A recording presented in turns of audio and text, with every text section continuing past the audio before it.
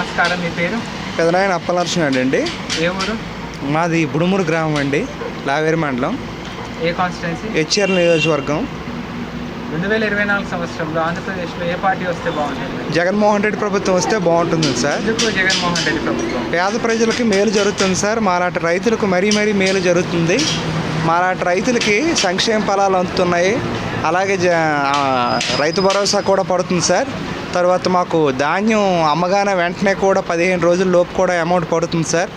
గత ప్రభుత్వం టీడీపీ ప్రభుత్వంలో ఇలాంటి పథకాలు ఏవి కూడా లేవు సార్. ఏవి కూడా అప్పుడు డబ్బులు కూడా ఇంత రేట్లు కూడా ఉండేవి కాదు. ఇప్పుడు ఇల్లు కానీ సంక్షేమ ఫలాలు కానీ ప్రతి ఒక్కటి కూడా మాకు అందుతుంది సార్. గత టీడీపీ ప్రభుత్వంలో ఎటువంటి ఫలాలు కూడా అందేవి కాదు.